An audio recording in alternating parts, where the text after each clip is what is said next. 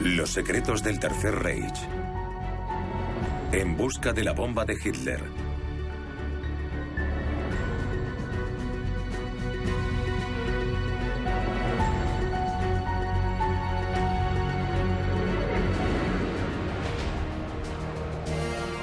Agosto de 1945. Un momento crucial en la historia de la humanidad. Se realizan los preparativos para el despliegue de un arma cuyo poder destructivo es superior a nada que el mundo haya visto. Un avión estadounidense despega con el objetivo de lanzar la primera bomba atómica. El 6 de agosto de 1945, la ciudad portuaria japonesa de Hiroshima fue destruida. 3 días después, Nagasaki. Más de 10.000 personas murieron al instante. La era nuclear comenzó con las bombas de Hiroshima y Nagasaki y con la demostración de lo poderosas y terribles que podían ser estas armas. Fue el comienzo de una nueva era. Los científicos estadounidenses trabajaron febrilmente en el desarrollo de la bomba. Temían que la Alemania de Hitler pudiera fabricarla antes que ellos.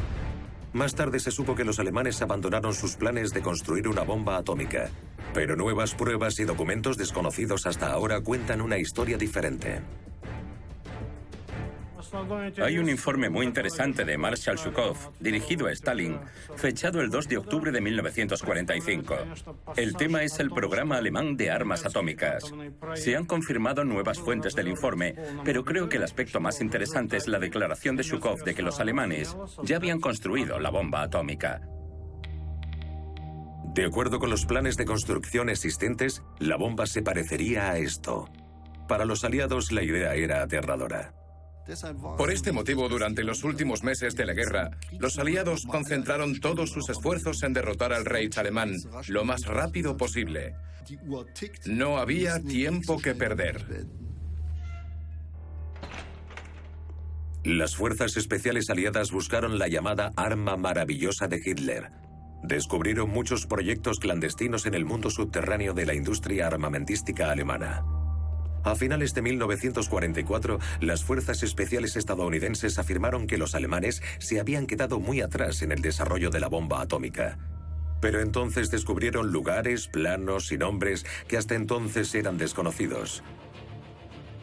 Proyectos secretos llevados a cabo bajo el auspicio de las SS en lugares oscuros del Reich de Hitler y en países ocupados. Programas clandestinos dedicados al desarrollo de armas de destrucción masiva. Algunas de las pistas conducían a lugares cerca de la ciudad austríaca de Linz. Gran parte de lo que sabemos sobre el Tercer Reich y el nazismo es una información muy importante. Ha llegado a nuestro conocimiento porque otras personas continuaron investigando para descubrir lo que las autoridades querían ocultar. Primavera de 1945. Los aliados han destruido la última resistencia alemana. Inmediatamente después de las tropas que luchaban en el frente, llegaron las unidades especiales estadounidenses en busca de las armas alemanas de alta tecnología. Entre otras cosas, los cazas que ya estaban en acción. Pero también hallaron pruebas de otros proyectos secretos muy peligrosos. Los informes estadounidenses a menudo hablaban de armas de desesperación que podrían haber sido desplegadas en las últimas semanas de la guerra. El temor de los aliados estaba bien fundado. Los alemanes poseían armas químicas muy peligrosas y, posiblemente, una cantidad importante de explosivos nucleares que podrían haber tenido un efecto devastador. Las tropas estadounidenses avanzaron por Turingia. Cerca de Nordhausen descubrieron una gigantesca fábrica subterránea de cohetes y bombas voladoras. Los vencedores quedaron impresionados. Más tarde descubrieron campos de concentración llenos de prisioneros obligados a realizar trabajos forzados. Miles de personas murieron bajo tierra debido al agotamiento, el hambre y la tortura infligida por las SS. Los estadounidenses querían asegurar las armas capturadas. buscaron a los responsables.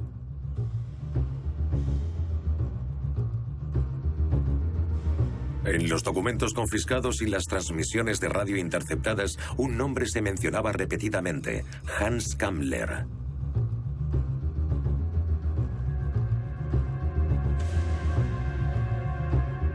Como ingeniero principal de construcción de las SS, Kammler fue parcialmente responsable de la creación de campos de exterminio como el de Auschwitz. Debido a las incursiones aéreas aliadas, trasladó fábricas de armamento enteras a lugares subterráneos.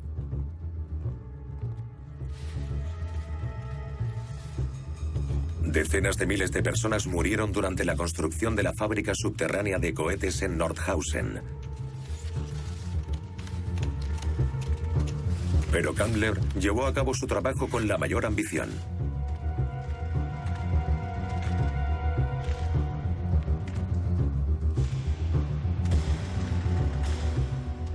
Poco a poco, Kammler recibió más autoridad por parte de Hitler y Himmler para que desarrollara armas secretas.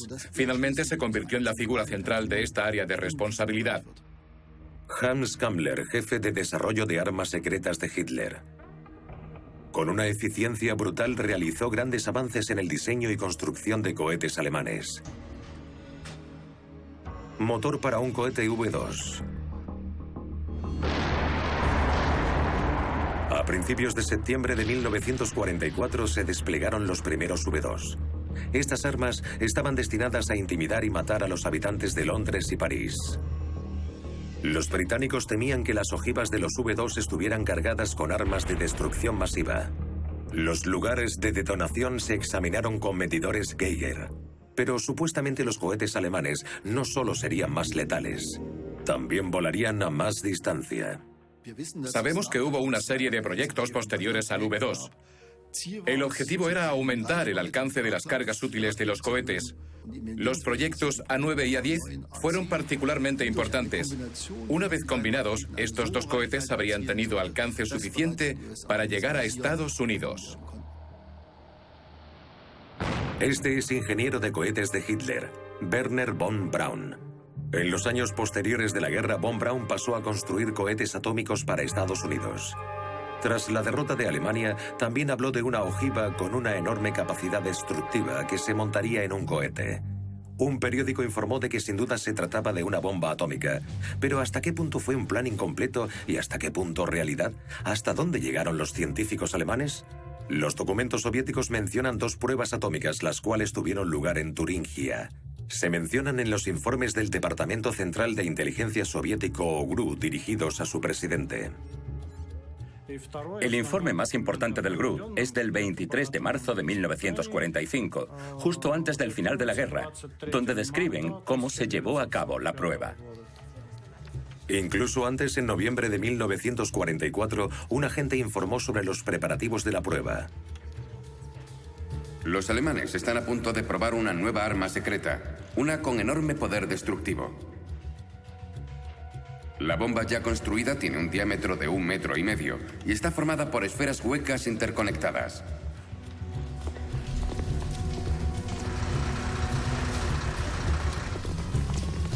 Este es el aspecto que debía tener la bomba, según los planos de construcción.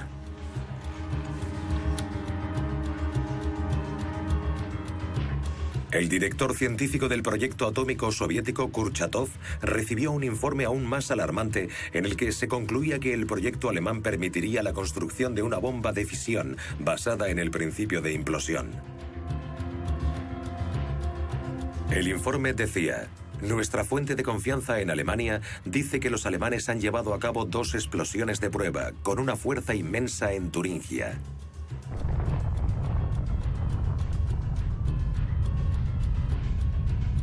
Los árboles en un radio de 600 metros quedaron arrasados.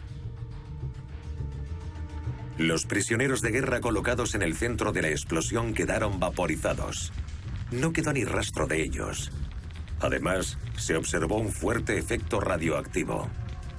En marzo de 1945, Kurchatov informó a Stalin de que debido a la potencia relativamente débil de la explosión, no estaba convencido de que los alemanes hubieran detonado una bomba atómica como la de los planos de construcción, sino más bien un modelo de prueba menos potente. El especialista soviético en armas atómicas, Davidov, examinó los planos alemanes y concluyó que representaban un concepto bien desarrollado para la construcción de una bomba.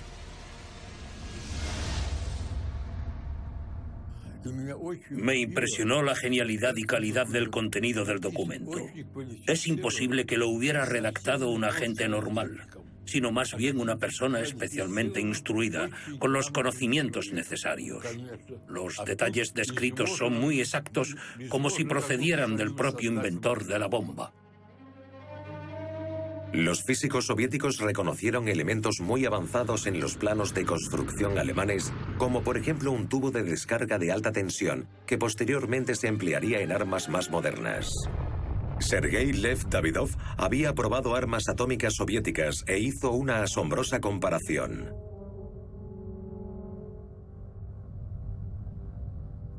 Es la copia de una de nuestras bombas, o nuestra bomba es la copia.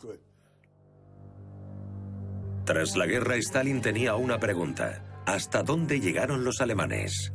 En otoño de 1945, el mariscal Zhukov informó: los alemanes han logrado buenos resultados en la investigación teórica y práctica y la aplicación de la energía atómica, que ha resultado en la construcción de una bomba atómica. Basado en la información recopilada por el Ejército Rojo en la zona de ocupación soviética en Alemania, el informe de Zhukov pretendía establecer el nivel de conocimiento alcanzado por los científicos atómicos alemanes. Según la información recopilada, concluía que los alemanes habían desarrollado un arma atómica. ¿Pero dónde se había construido el arma? ¿De dónde procedía el uranio?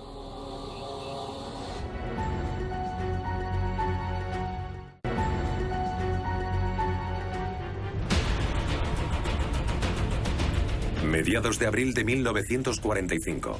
Las tropas estadounidenses llegaron al área de entrenamiento militar de Hillersleben, cerca de Magdeburgo.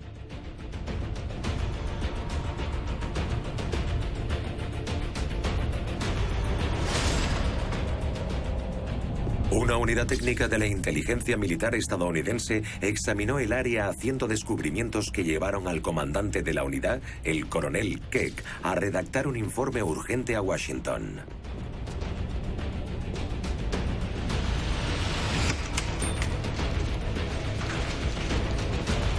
Hemos sabido que los alemanes han llegado muy lejos en el desarrollo de las bombas atómicas.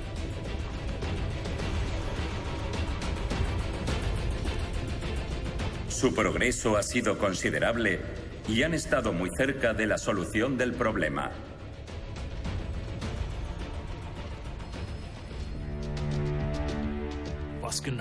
No podemos establecer exactamente qué hallaron los estadounidenses en base a ese documento. Hablaba del desarrollo de una bomba atómica. Sin embargo, no sabemos si encontraron planos u otros materiales. No obstante, es indicativo de que en Hillersleben tuvieron lugar ciertos desarrollos sobre los que no teníamos conocimiento previo. Una unidad especial estadounidense llamada ALSOS buscaba pruebas de que los alemanes estaban desarrollando armas atómicas, reactores o centrifugadoras que pudieran utilizarse para producir materiales fisionables aptos para un arma. Al sur, en la ciudad alemana de Haigerloch, hicieron un descubrimiento. El Instituto Werner Heisenberg de Física de la Sociedad Kaiser Wilhelm fue trasladado a Berlín, a Haigerloch, y Heisenberg y otros científicos construyeron lo que llamaron la máquina de uranio, un experimento de reactor nuclear. Consistía en cubos de uranio suspendidos en un depósito de agua pesada. Este experimento no llegó a alcanzar un punto crítico, pero lograron una reacción nuclear autosostenible. El premio Nobel Werner Heisenberg. El físico más destacado de Alemania fue una figura controvertida. Llegó a declarar que su intención siempre fue evitar que Hitler construyera una bomba atómica, pero muchos argumentan que Heisenberg simplemente carecía de los medios y el conocimiento para construirla. Otra pista. Los terrenos de prueba de la artillería alemana en Kummersdorf, cerca de Berlín. Aquí también hubo un reactor experimental que se rompió, probablemente debido a un accidente.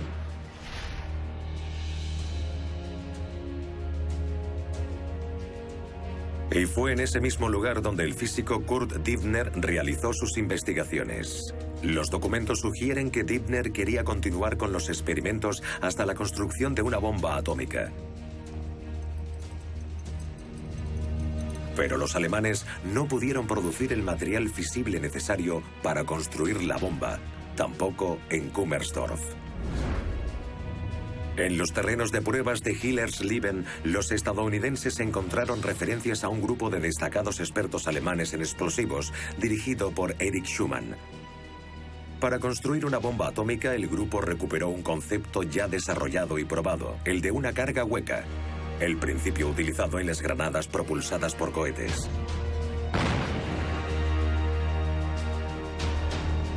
La carga hueca dirige la energía explosiva hacia un solo punto, permitiéndole penetrar incluso una armadura de grueso acero.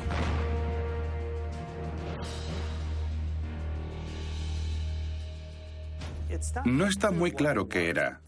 El nuevo tipo de arma nuclear en la que trabajaron estos científicos de la Waffenam hasta el final de la guerra fue diseñado para aprovechar una presión elevada para producir reacciones de fusión nuclear. El hecho de que pudiera haber funcionado o no es discutible. Después de la guerra, Schumann lo llamó concepto no probado para una bomba atómica. Este concepto alternativo contrasta fuertemente con la bomba alemana descrita en el informe soviético del GRU.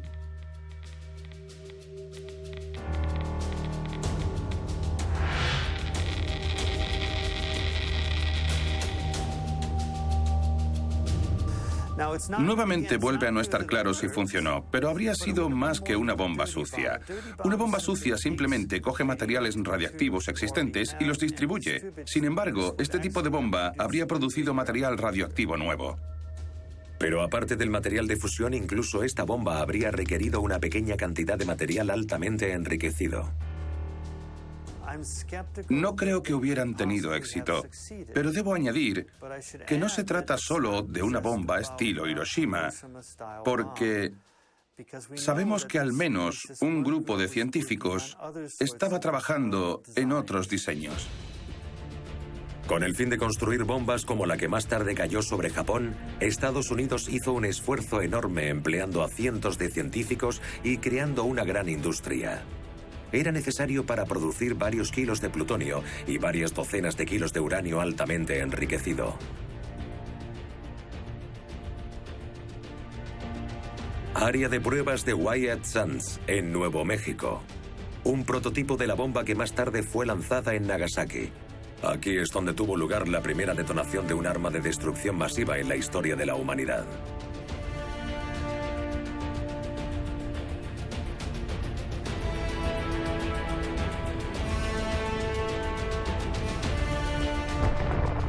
La fisión nuclear incontrolada lanzó una increíble energía, comparable a 20.000 toneladas de TNT.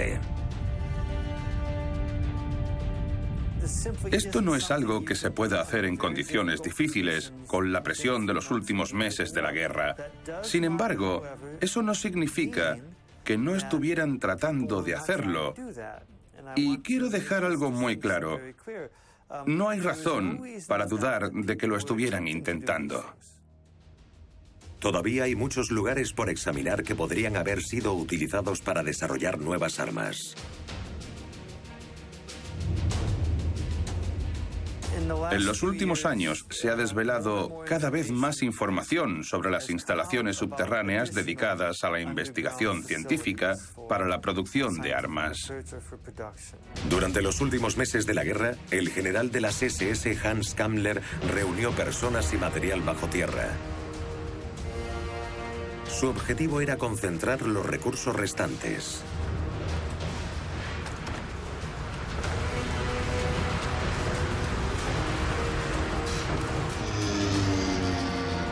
A la luz del día, estos transportes podrían haber sido víctimas de ataques aéreos. Los estadounidenses también registraron el territorio checo en busca de centros de producción de armas secretas y pruebas de una investigación nuclear, mientras los habitantes los aclamaban como libertadores. Durante esos días comenzó a circular un nuevo término: Alpenfestung, la fortaleza alpina. Se temía que las SS se hubieran retirado a las montañas de Baviera y Austria con el fin de defenderse con las últimas armas desarrolladas por los ingenieros de Hitler. Una vez más, se habló de una bomba atómica. Y la búsqueda continuó. La fortaleza alpina era la última esperanza, una quimera del Tercer Reich. Era aquí donde se suponía que estaban las armas secretas y desde donde se desplegarían para lograr un cambio decisivo en la guerra. Como prueban fuentes recién descubiertas, el término fortaleza alpina no solo designaba un bastión defensivo, sino también un sistema de túneles subterráneos. Himmler, comandante en jefe de las SS, quería excavar los túneles a la mayor profundidad posible para protegerlos de las bombas aliadas de última generación. Fueron construidos principalmente por esclavos y prisioneros del campo de concentración.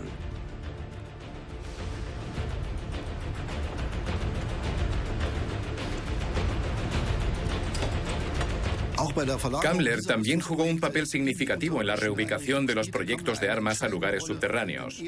Fue el hombre que concentró los recursos necesarios para que estos proyectos fueran viables. El jefe de los programas de armas secretas fue un rayo de esperanza para Hitler.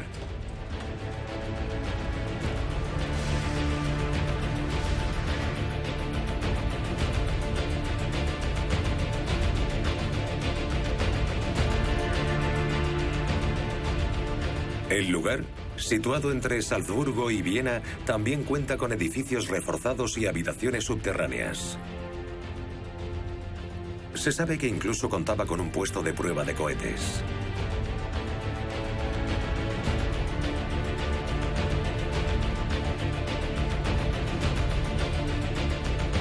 Según fuentes del Servicio de Inteligencia estadounidense, las sustancias altamente peligrosas como el torio y los compuestos de uranio se manipulaban en los túneles inferiores. Dado que había un gran número de metales y productos químicos diferentes en los componentes enumerados, podemos suponer que intentaban mejorar y potenciar sustancias explosivas como el TNT. Designar estos materiales como superexplosivos o no es irrelevante. Lo cierto es que no tienen nada que ver con los explosivos convencionales. Una clara evidencia de nuevos agentes de guerra. Y hay otros indicios.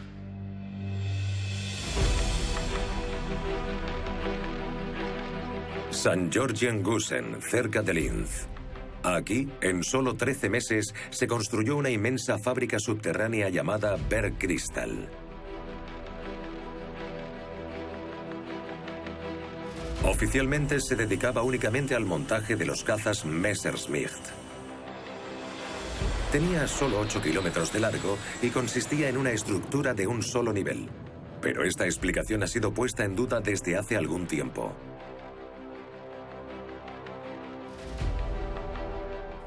Durante mucho tiempo, durante décadas, se ha especulado sobre la existencia de un segundo nivel en el sistema de la mina subterránea Bergkristall, en St. Georgen. Estas fotografías pertenecen a una empresa de ingeniería que participó en la construcción de las galerías de la mina durante la guerra.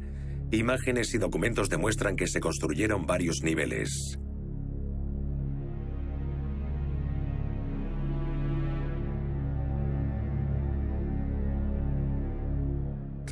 Los archivos de los informes y descripciones de los trabajos diarios sugieren que la longitud real del sistema era de unos 16 kilómetros. Todo esto lo llevó a cabo una sola empresa constructora. El sistema fue construido por varias empresas y grupos de trabajo. Por esta razón, creemos que la estructura subterránea es mucho más grande de lo que se piensa hoy en día. Otros documentos también sugieren que el sistema de minas tenía una longitud de hasta 40 kilómetros. Estas fotos fueron tomadas en los túneles de Bergkristel. Las mediciones geoeléctricas del perfil del suelo revelaban que, de hecho, había varios niveles diferentes.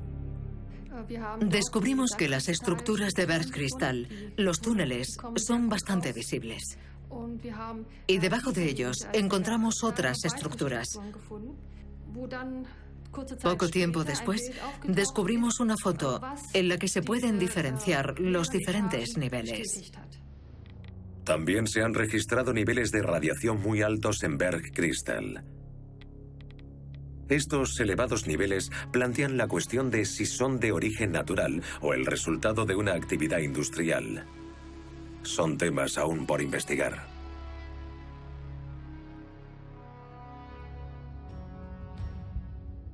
Hay otra ubicación interesante cerca de St. Georgen.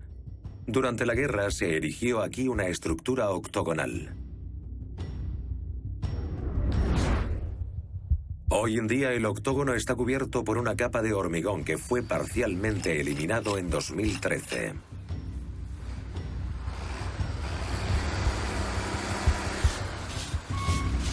Este objeto fue descubierto durante las excavaciones.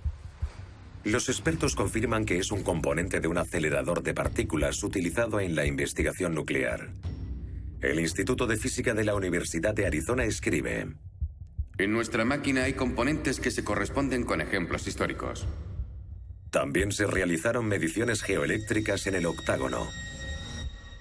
Empleando este método, hemos sido capaces de identificar otros objetos situados debajo del hormigón. ¿Qué hay exactamente debajo de la estructura octogonal? Creo que hay razones suficientes para hacer excavaciones.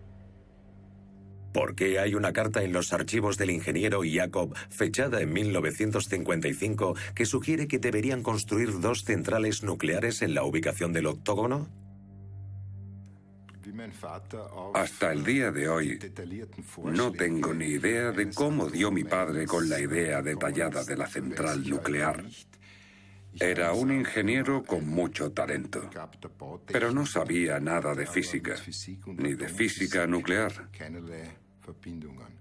¿Pero a qué estaban conectados estos planes? En los dibujos, la planta nuclear prevista es octogonal. ¿Son la forma y la localización meras coincidencias? ¿Y qué es lo que hay oculto bajo tierra? ¿Una planta ya existente?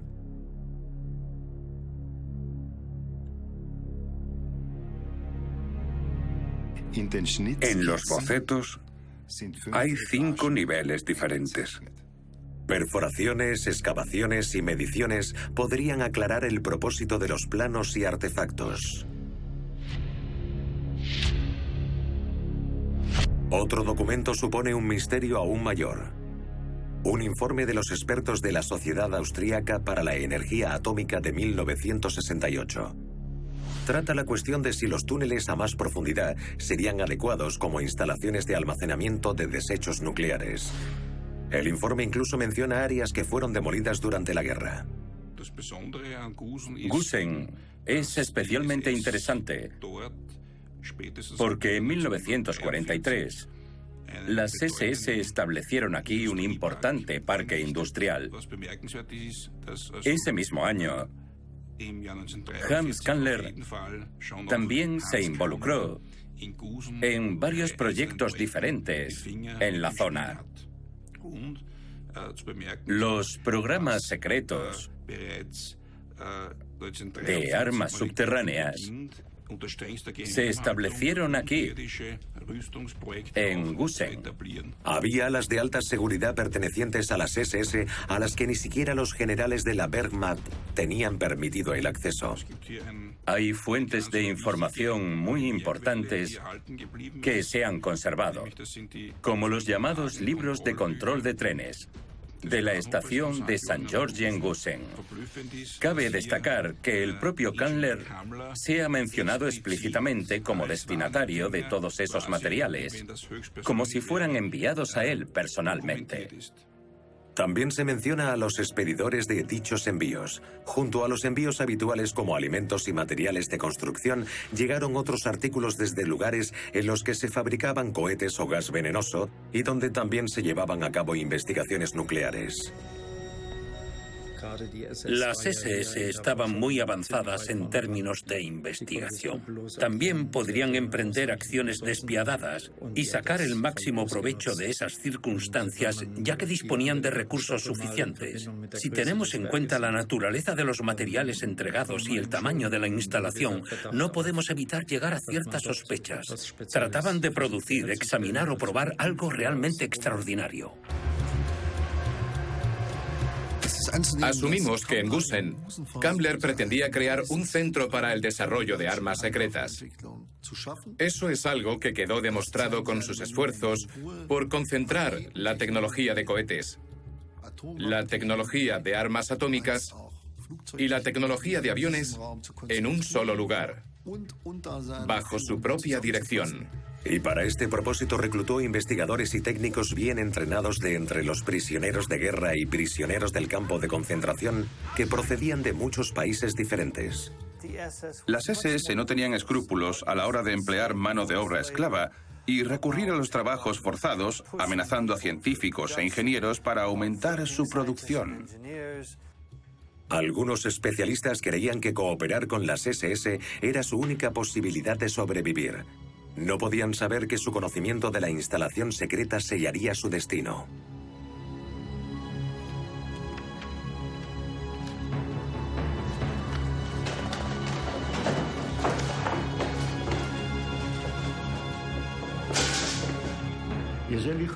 En conversaciones con otros reclusos y deportados, supe que uno de ellos era profesional de la metalurgia. Había expertos en tecnología automotriz, electrotecnia, tecnología en general. Todas esas profesiones se concentraban en esta área. Un número sorprendente de científicos y expertos internacionales trabajaban aquí. En un documento en particular, el nombre de un hombre destaca repetidas veces. Un hombre que se suponía que debía ser liberado de un campo de concentración a toda costa.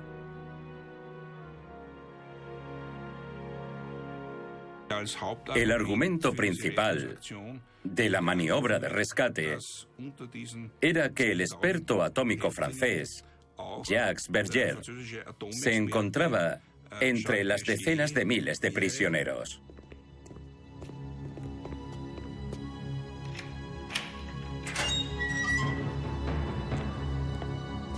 Según sus propias declaraciones, Berger fue obligado por las SS a colaborar y participar en la investigación de física nuclear.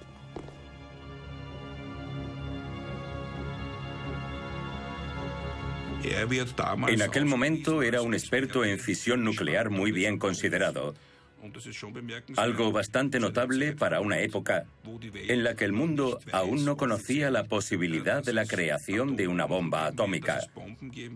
Una bomba basada en la división de núcleos atómicos.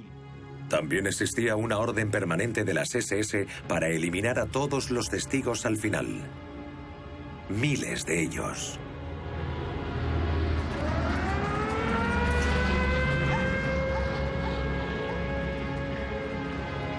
Los prisioneros habían sido instruidos, mediante ejercicios de simulación de ataques aéreos, a buscar refugio en los túneles lo más rápido posible.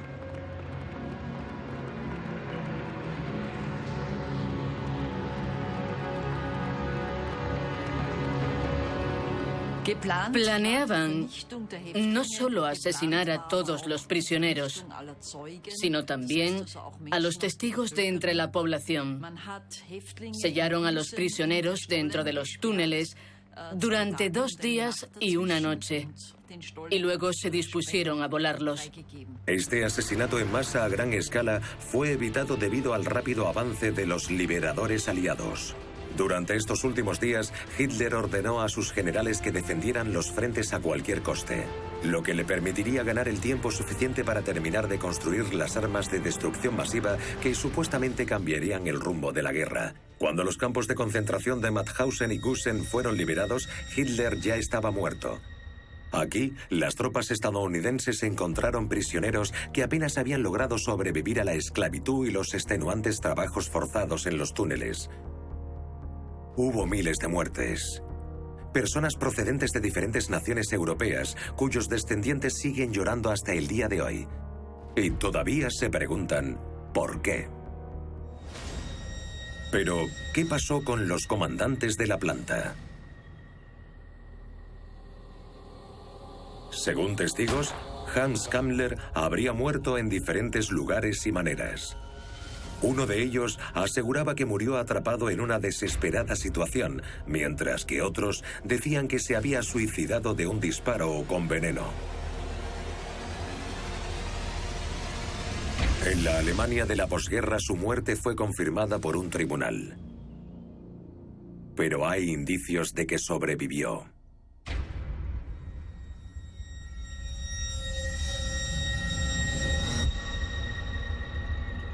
Su cuerpo nunca fue encontrado, tampoco ninguno de sus archivos personales, y el relato de su suicidio, proporcionado por sus subordinados, era bastante cuestionable. Incluso el material recuperado parece refutar la historia. Su presunto suicidio contradice los informes del Servicio de Inteligencia estadounidense CIC, según los cuales Kammler fue detenido el 9 de mayo de 1945 por tropas estadounidenses, pero escapó. Era una fuente de información importante. El hecho de que Kammler hubiera escapado algún tiempo después se considera una operación tapadera por parte del Servicio de Inteligencia para ocultar el hecho de que en realidad estaba en manos estadounidenses. Este hombre comenzó a mostrar signos de estar cambiando de bando. El científico de cohetes Werner von Braun se estaba preparando para construir cohetes para los vencedores. Según informes, Hans Kammler informó al ministro alemán de armamento Albert Speer que algún día ofrecería a los estadounidenses más sistemas de armas. Pero, ¿cuál fue su final? ¿Qué fue del hombre que construyó fábricas de muerte y armas de represalia para Hitler? El hijo de un oficial de alto rango del Servicio de Inteligencia estadounidense habla del mayor secreto de su padre. Mi padre me contó que el Obergruppenführer Hans Kammler se rindió a los estadounidenses y fue traído a Estados Unidos. El oficial de la OSS Donald Richardson y su hijo John. El miembro del Servicio de Inteligencia estaba bajo el mando directo del comandante de las Fuerzas Supremas de Estados Unidos, Eisenhower, y acompañó al presidente Roosevelt a las importantes conferencias aliadas. Era responsable de evitar que los oficiales alemanes de alto rango con amplios conocimientos cayeran en manos soviéticas. ¿Fue Hans Kammler traído a Estados Unidos por esta razón? Mi padre no podía hablar de ello en 50 años. No pudo hablar de ello hasta que murió. Y 70 años después, esta es la oportunidad de contar la historia. ¿Pero qué tenía que ofrecer Kammler? Mi padre ayudó a la importación de 60 kilos de uranio enriquecido, probablemente de St. George en Gusen, de Bergkristall. Kammler fue encarcelado en un centro de máxima seguridad. Mi padre y su equipo de agentes fueron los encargados de interrogarlo. Vivió un corto tiempo en Estados Unidos y probablemente se quitó la vida en algún momento de 1947. Ninguna otra fuente ha confirmado que Hans Kammler entregase el material básico para construir una bomba atómica a Estados Unidos. Es una información difícil de imaginar y corroborar. Sin embargo, ningún otro hombre conocía mejor las armas secretas desarrolladas por los nazis. St. Georgen Gusen. Documentos pertenecientes a un espía informan sobre el lugar en el que se guardan las armas secretas. Supuestamente la entrada se encuentra en un antiguo campo de tiro de las SS. Si hay evidencias significativas de un silo de la Segunda Guerra Mundial que pudo ser utilizado para desarrollar nuevos tipos de armas, dirigido por las SS y gestionado por mano de obra esclava, deberían investigarse. Por supuesto, los científicos, académicos o quien sea, deben ser autorizados a hacerlo. Excavaciones en el campo de tiro de St. Georgen-Gusen parecen confirmar la información del espía. A 3 metros bajo la superficie aparece una estructura reforzada de granito y hormigón. Una escalera que conduce hacia abajo.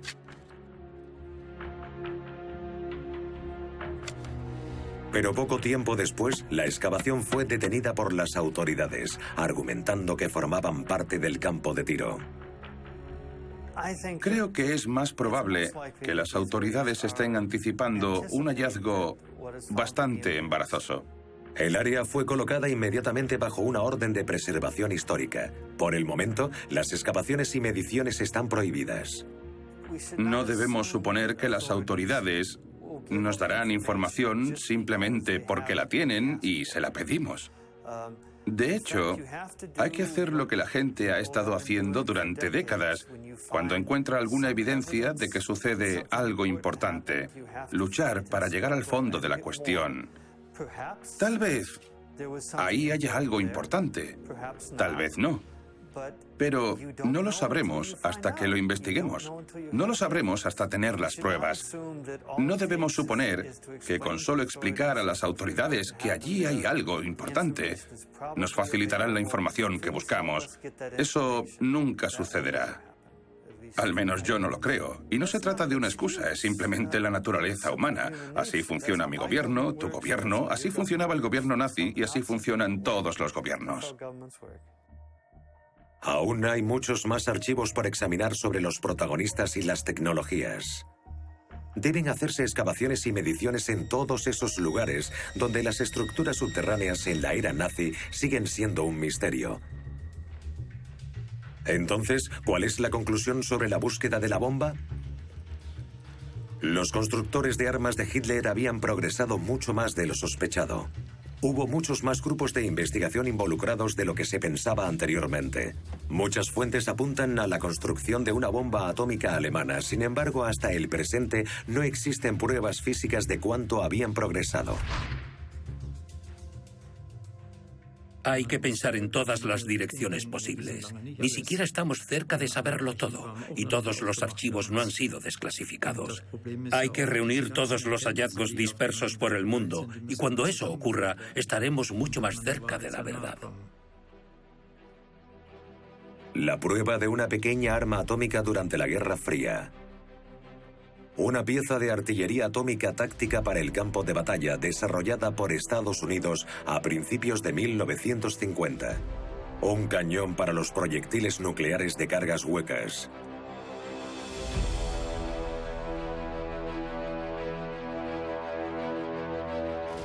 Solo podemos especular sobre lo que habrían supuesto las armas nucleares en manos del régimen nazi. Pero se sabe que Estados Unidos tenía planes de emplear armas atómicas contra Alemania en caso de necesidad.